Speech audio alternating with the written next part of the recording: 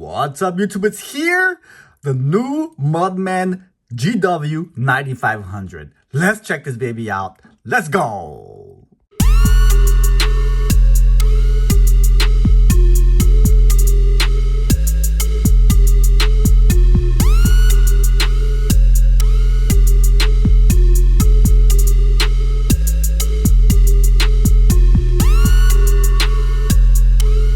YouTube, we got it in our hands finally. It released July 17th, I believe it was, and now it's July 21st, and I'm recording this video for you guys. Wanted to get out, I actually ordered this from Japan. It's gonna hit the US maybe by the end of the month, maybe early August, but I didn't want to wait. I was excited about this particular model, and I wanted to share all my findings with you. But here it is. I'm actually doing unboxing. I never do unboxings, but I wanted to do this with you. This is the JDM, the Japanese domestic market one. So I'm not sure if the US version is going to come in this particular box or not. But nevertheless, we'll find out soon enough. I didn't want to wait to find out. I wanted to get this in my hand. Got it imported from Japan. DHL'd it. Expressed all the way to the US. And here we have it. I'm excited. A new Mudman GW9500. They included, I'm not sure if this is a Japanese only release. In terms of stickers, I don't know. This is pretty cool. It's got the Mudman sticker on there. This is very common. If you guys don't know, this is actually the Multiband 6. There's been different types of back plates that were used. If I remember correctly, these different Mudmans were used on the back plates of all the different Mudmans throughout the years. So that's pretty cool. Nice little neat little detail they added there. Cool little stickers. I'm excited. So this is the JDM version. Like, you know, this is common with the JDM. This nice little trunk box. You'll see that the US version is going to come in a different container. It usually does. Don't quote me on that, but that's going to be more than likely the case. Because that's common with these releases. The JDM versions come in these trunk boxes and whatnot. I'll check out the little container here. It should contain the manual. And it does. It's got a manual here in Japanese. So it's not going to help us. I do not know how to operate this watch. Hopefully it's pretty standard G-Shock functions, and I could manipulate it and show you guys what we're working with. But we're gonna kind of wing it a little bit. I've yet to see this. It's my first time looking at this watch, so let's see. Okay, doke. All right, guys. So here it is. Here it is. Oh, let's take it in. Wow. Okay. I'm gonna be completely honest with you guys. I know I'm a big of a G-Shock fan, and I'm a fanboy, some would call me, but I'm gonna be completely honest with my review. Very light. It feels light, and I'll do a complete review on this as time goes by. This is mostly just a review unboxing. I'm going to give you some of my opinions on my first impressions of this watch as we go, though. And then I'll do a complete comparison between the old Mudman. And I don't know why they call this a Mudman. This is more like to me, a range man. It just has that range man look to me. But I don't know why they went the Mudman route, because it's not, I don't think it's Mudman. So it looks toyish, all right? It looks toyish. There's been a lot of talks about this watch looking like one of those fake G-Shock watches you see on Facebook. But in reality, it's you can tell it's good quality material. I like this. It looks like a tank. It looks like really, I don't know. I can't really explain it yet. I'm lost for words. It doesn't feel cheap. It feels light. It feels lighter than the old range man, I want to say, definitely heavier than the old Mudman, because the Mudman was a thinner profile, and I'll do a comparison probably in the next few days so you guys can see that. It doesn't feel or look cheap, but it does resemble some of those fake Facebook and all those fake different G-Shocks wannabes that you see online and whatnot. He's got that mud resist carbon core guard sticker on there. You can see that there. LCD triple sensor. This is it's a great watch, guys. I'm not turned off by it. I think it could be worse, and there's gonna be some adjustment because we're so familiar with the other. This looks big here. Like, this part here looks too bulky. It looks like too much real estate there for nothing. Like, why? I mean, sure, it guards the crystal, right? It guards the crystal from any abuse. You can see that there, the profile of the watch. See if you get that there. So it does protect the glass because of the robust kind of protruding plastic there, or resin, I would say. Come on, focus. You can see there the robust kind of protruding part of the resin that protects the glass, which is good. This is a Mudman, right? We're supposed to keep it from, we're supposed to be able to work in all the elements, the mud, the gravel, and all that, and take a beating. So that's the intention of the Mudman, is for that particular reason.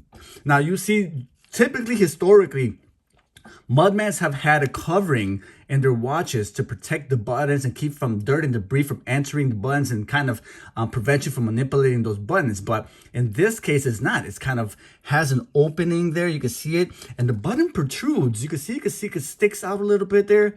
And I'll do a macro view so you guys can get a close-up of how this actually looks. Matter of fact, we'll do a comparison now between the Mudman as soon as I finish looking through this model, because I'm curious to see how it compares to the Rangeman and the Mudman. So we'll do a Mudman and Rangeman comparison to the Dune GW-9500. So aesthetically, I don't mind it. It's a little different. I want to say it's nice. It's not terrible. There's going to be an adjustment period to kind of acclimate myself with the watch and then get comfortable and comfortable with how it operates. Here's you see it's got a resin band keeper there, and it's got a stainless steel buckle with a double clasp there, which is pretty cool. Little fork clasp there. Triple sensor, matte green. They have 3 different colors so far. This one has a matte green with the yellow accents. Right, you have the mode button on the bottom left. You have the adjust, compass, altimeter, and barometer button here, right there. Looks like this might be a sensor there. It definitely looks like a sensor. Of course it is, because it says sensor right there, right? I'm a genius. The back plate, you can see it's got that Mudman right there. Let's get it. Let's get it. GW, W stands for multi-band usually. Module 3553, GW-9500, water resistance, stainless steel back plate there. It's flush. This should be a carbon core guard, so that means that it is protected with a carbon core guard inside of the module, and it is going to be a thinner profile because of that. So it's pretty cool. Let's see the backlight. Look at that button there. That's pretty neat. That looks different. You see that right there? All right, so in terms of display, there's been talks about, this is a negative display on this GW9500. This is the green version, so it does have a negative display. It's got 3 layers. It's got a time, the seconds, battery indicator at the bottom there. You have what looks like SA22, Saturday, I believe. 22, possibly the date. I don't know. We'll find out. Fluctuates between the date. So that's the date window. Barometer reading. And then Saturday, the 22, which would be the year, I suppose. I'm guessing that's what that is. Altimeter reading. You got the date window on the bottom there, or time window, I should say. And you got a barometric. Barometric. That's a new word I'm going to call Webster. We're all going to use it moving forward. Barometric. Oh my God. Barometer reading right in the top window there. And then it tells you, I don't know, what is that? Altimeter. Okay, so it's altimeter. What is this on top there? What is that reading then? Because it's not, it's the altimeter. Maybe, I don't know. I can't even say the word. Barometer reading and pressure there? I don't know. I'm not sure. We'll figure it out. So yeah, you get that right there. And then the meters for the altimeter reading for your altitude. Compass.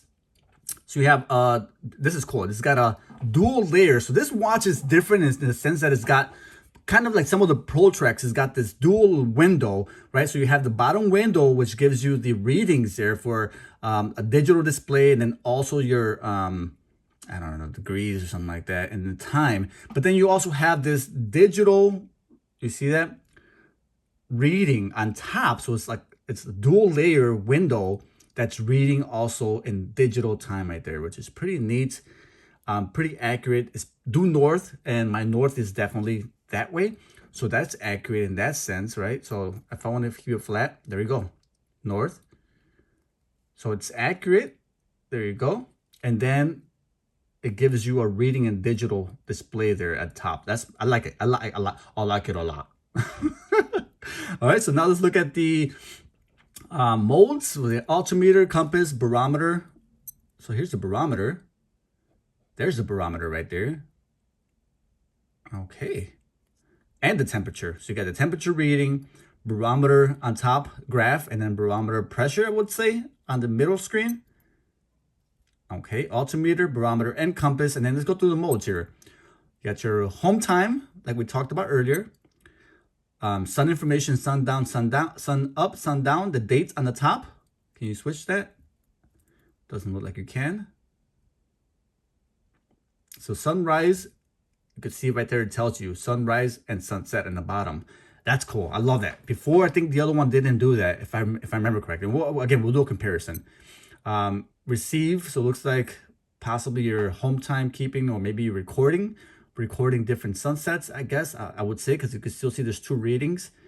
And I have to go through the manual. So I'm just pretty much just guessing at this point what I think the operations are on this watch, because I haven't had a chance to actually manipulate it. Literally just got home. I'm like, let's go check it out like a kid. Opened it up and kind of pressing buttons. I literally just opened it right now. So this is your, it looks like stopwatch. So turn it on. There you go.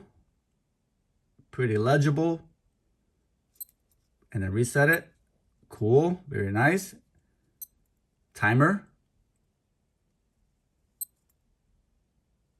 There you go. Reset it. Alarm functions. How many alarms does it have? 1. Alarm off. Alarm signal. Snooze. Alarm 4. So 5. It goes backwards. Usually it's 1, 2, 3, 4, 5. This is going signal, snooze, 4, 3, 2, 1. Can I go the opposite direction? I can. Oh, reverse. Ooh, Casio, impressive. All right, so we have, looks like 5 alarms. 1, 2, 3, 4, and then 5 for the snooze, and then time signal. So let's do that. Then you have world time. So that gives you the world time and the home time in this dual window. I like that. I like that. I actually do like that a lot. Receive, so you could pull a multiband 6 atomic timekeeping signal. Looks like it was received on the 20th at 12:02, which is commonly the time that it received it. Between 12 and 5 a.m. is when you G-Shock, the atomic signal is received on multiband 6 atomic timekeeping watches. So back to your home time. Now let's check out the backlight on this baby. If your vision is not good, this is not going to be the one for you, because it's and I'm looking at this watch in the dark, and it's not easy to read. I'll tell you that right now. I'll push the lights. Okay, that's clean. That's very bright, very luminescent. And I'll compare that to the old Mudman and also the old Rangeman. I'm not convinced, guys. Casio, you want to call this a Mudman, go by all means, but this is a Rangeman. I don't care what you say. All right, before I forget, let me show you guys a wrist shot of this monstrosity of a Mudman, aka Rangeman. It's a little stiff, the band's a little stiff, but that's common with brand new G-Shock watches. They got to break them in. And there you guys have it. I have about a 6 1/4, 6.5 inch wrist. You can see the band has ample space, additional for smaller wrists, and also enough for larger wrists. So if you have a large wrist, I wouldn't think this will be a problem for you. In terms of comfort, it feels a little rough. It's kind of pinching my wrist a little bit, but that's, oh, it snapped. I don't remember the other models being that rough at first, but I've had my Rangeman for so long, so I suppose it's the same thing. I'm sure I could break it in, but there it is on my wrist. Like I said, I have a 6 1/4, maybe 6.5 inch wrist, but it doesn't look extremely big, doesn't look extremely large. It is thinner than the other models. So there you guys have the wrist shot. All right, and now let's do a macro view of this watch.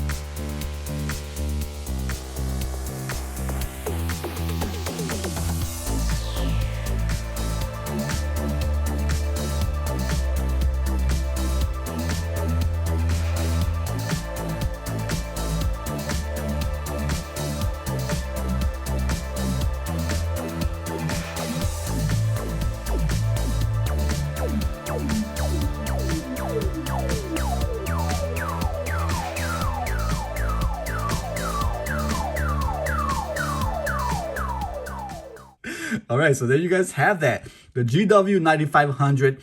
I'll end the video now, and I might upload 2 videos at the same time doing a comparison between the new I keep saying Rangeman, the new Mudman compared to the Rangeman and the Mudman, so you can see all the functions and whatnot. And then I'll do a video, subscribe if you haven't done so already, hit the notifications because I will be doing a video on how to operate the watch, how to set it, all the different dimensions and all that stuff you guys want to know about. But there you guys have it. I'm excited. We have it in the hand. It's finally here. It should be coming to the US very soon. The GW-9500 G-Shock Mudman, aka the Rangeman, because I say so. G-Shock watch, guys. There you guys have it. Till next time. This is Chicago. Holla at your boy. Stand by for the next video. Let's go. Peace. My G-Shock, I'm rocking my superstar. I'm rocking my G-Shock, I'm rocking my superstar. I'm rocking my G-Shock, I'm rocking my superstar. I'm rocking my G-Shock, I'm rocking my superstar.